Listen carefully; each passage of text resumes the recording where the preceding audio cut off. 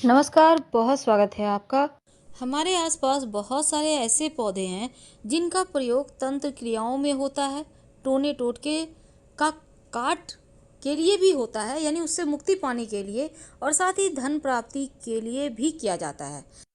ये पौधा आपको आपके आसपास आसानी से मिल जाएगा। आज हम बात करेंगे अपामार्ग की, जिसको हम लठजीरा भी कहते हैं।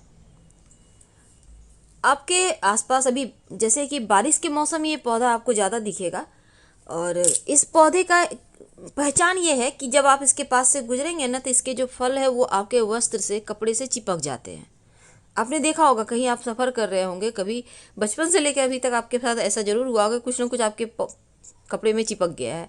तो ये जो चिपकता है ना, इसको लठजीरा कहते हैं। लठजीरा का आयुर्वेद में महत्व है, और ये एक तरह से तंत्र क्रियाओं में भी इसका प्रयोग होता है। इसके बहुत सारे फायदे हैं, तो पहले चलिए शुरुआत करते हैं। जिसको हम अपामार्ग भी कहते हैं। आप अगर थोड़े से रोड से साइड में जो झाड़ जंगल होता है ना, उस साइड चले जाएं तो आपको ये पेड़ आराम से मिल जाएगा। क्योंकि देखिए, जब हालांकि ये पेड़ जो है बारिश के मौसम में ज़्यादा उगाता है। आपने देखा होगा, कभी कभी आप कहीं से क्रॉस कर रहे हैं, आपके कपड़े में नीचे साइड, पैर साइड कुछ कुछ जीरे के तरह हरा हरा सट चिपक जाता है, एक एक करके निकालना पड़ता है। इसकी यही पहचान है, ये चिपक जाता है। तो इस पौधे को हम कहते हैं लठजीरा, अपामार्ग। और इस पौधे का तंत्र क्रियाओं में बहुत प्रयोग है, और इसका प्रयोग भी अमोघ माना जाता है। आप इसका प्रयोग कैसे करेंगे, चलिए जानते हैं। हम 8 से 10 प्रयोग बताएंगे, कोई भी अपनी सुविधा अनुसार कर सकते हैं।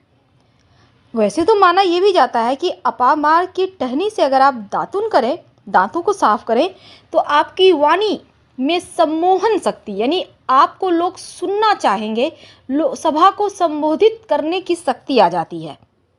आप किसी को भी कुछ कहेंगे तो वो आपकी बात जरूर मानेंगे, अगर लगातार आप इसका प्रयोग करें तो। कम से कम 1 महीने से लेकर 6 महीने तक माना जाता है। किसी भी पुष्य नक्षत्र, खासकर जब रवि पुष्य हो या गुरु पुष्य हो तो ज़्यादा अच्छा, नहीं तो किसी भी पुष्य नक्षत्र में आप इसको घर ले आए, जड़ को, इस पौधे की जड़ को। अब इसको पानी की सहायता से पत्थर पर घिसकर उसका पेस्ट बनाएं, और थोड़ा थोड़ा करके आप घिस कर बना सकते हैं। आप चाहें तो इसको सुखाकर आप इसका पाउडर भी इस्तेमाल कर सकते हैं, गीला करके। इसको आपको तिलक लगाना है अपने माथे पर, ठीक बीचों बीच, ठीक है, आईब्रो के पास जो आप तिलक लगाते हैं ना, वहीं पर। और लगाकर आप किसी के भी सामने जाएंगे, वो आपके वशीभूत हो जाएगा, और आप जो मनचाहा कार्य चाहेंगे करवाना किसी से, वो कर देगा। तो ये वशीकरण टोटका एक सरल टोटका है, लेकिन इसके असर हैं। वैसे तो इसको जैसे कि माना जाता है, भृंगराज, सहदेवी का पुष्प, लाजवंती और अपामर्ग, अगर ये चारों मिल जाए तो इन चारों को समान मात्रा में पीस लें, पेस्ट बना लें और मस्तक पर तिलक लगाएं। जिस भी व्यक्ति के सामने जाएंगे, एक बार में ही सम्मोहित वो हो जाएगा, और आप जो भी कार्य उसको कहेंगे वो कर देगा। अपामार्ग के पौधे की जड़ को आप अगर मान लेते हैं कि अश्विनी नक्षत्र में आप लाते हैं, और उसको एक ताबीज में डालकर, ताबीज कोई भी होगा, चांदी भी चलेगा, और अगर आप अपने पास रखते हैं या धारण कर लेते हैं, बहुत सारे लोग धारण करना नहीं चाहते हैं, कोई बात नहीं, पर्स में रख लें। आप यूं भी रख सकते हैं, कोई दिक्कत नहीं है। यकीन मानिए, आप किसी भी मुकदमे में, इंटरव्यू में, आप जहाँ भी जाएंगे, हर जगह आपका कार्य होगा, कहीं भी आपके विपरीत फैसला नहीं जाएगा। श्वेत अपामार्ग, श्वेत जो जिसमें सफ़ेद टहनी वाला जो अपामार्ग है, आप उसको अभिमंत्रित कर ले। कहने का तात्पर्य, एक दिन पहले न्योता देकर आइएगा, कहिएगा हम आपको अपने साथ ले जाना चाहते हैं कि आप मेरा साथ दें।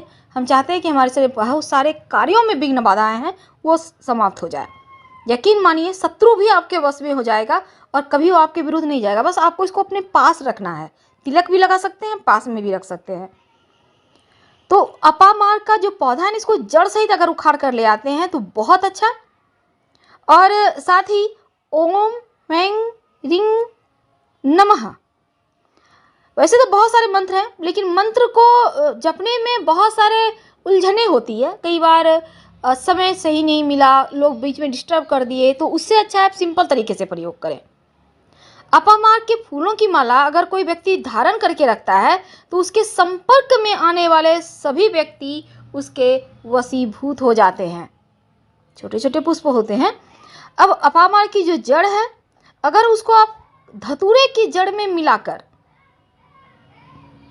आप अगर किसी को बस में करना चाहते हैं, उसको मिलाकर अगर आप थोड़ा सा, ज़्यादा नहीं, थोड़ा सा अगर आप खा लें नियमित रूप से, तो जो भी व्यक्ति के सामने आप जाएंगे वो आपके शरीर में ही आकर्षण शक्ति आ जाता है। आपने देखा होगा बहुत सारे लोग हैं उनकी वाणी में शक्ति होती है, खासकर बड़े बड़े नेता हैं या बड़े बड़े बाबा लोग हैं। आखिर क्यों लोग उतने सभा में आते हैं? तो सम्मोहन शक्ति है वाणी में, उनके तिलक में, उनके शरीर में। यही तो इसकी खूबी है। तो अश्विनी नक्षत्र वाले दिन अगर आप अपामार्ग के एक पूरे पौधे को, जिसमें कि जो फल वगैरह लगते हैं सब कुछ लगा हो, जड़ से ही उखाड़ लें। और सूर्योदय या सूर्यास्त के पहले ही आपको ये करना है, यानी कि रात में अंधेरे के बाद नहीं करना।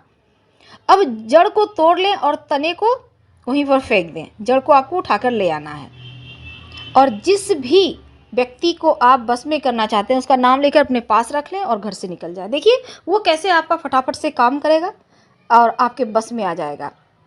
वैसे तो माना जाता है कि अपामार्ग के पौधे से संतान का सुख, यानी कि निसंतान दंपत्ति को संतान का सुख मिलता है। और यहाँ तक कि विष का असर, विष यानी कोई भी जीव जंतु काट ले तो उसका भी असर कम हो जाता है। अगर किसी को दांतों मसूड़ों की परेशानी है तो अपामार्ग की टहनी से दातुन करे तो वो भी खत्म हो जाता है। मसूड़ों से आने वाले जो खून होते हैं वो भी आना बंद हो जाता है। और अगर इसके पत्तों का रस रुई के फोहों की सहायता से दांत दर्द के ऊपर रखा जाए तो दर्द समाप्त हो जाता है। माना जाता है कि कोई स्त्री प्रसव पीड़ा से परेशान है और पुष्य नक्षत्र में लाया गया अगर सफ़ेद अपामार्ग की जड़ को काले कपड़े में बांधकर स्त्री के गले या कमर में बांध दें तो पीड़ा समाप्त हो जाएगा और शीघ्र संतान की प्राप्ति हो जाएगी। तो इसका प्रयोग बहुत अमोघ है। माना जाता है किसी व्यक्ति को बुखार है और इसके फूलों की माला बनाकर पहने दे तो उसका बुखार एक पल में ही समाप्त हो जाता है। इसके प्रयोग बहुत है, लेकिन सबसे बड़ी चीज़ है इसको लाने का तरीका, क्योंकि लाने का तरीका ही बताता है कि वो कितना असर करेगा। जब आप किसी चीज़ को शुभ मुहूर्त में लाते हैं तो वो जल्दी असर करता है। अब चलिए, आपके मन में होगा कि संतान की प्राप्ति कैसे हो। देखिए, अगर लाख प्रयास के बाद भी संतान प्राप्त नहीं हो पा रहा हो तब लाल अपामार्ग जो बीज होते हैं ना, वो लाल लाल हल्के से लालपन लिए हुए दिखते हैं कि तो उसी अपामार्ग की जड़ को आप जलाकर भस्म बना लें।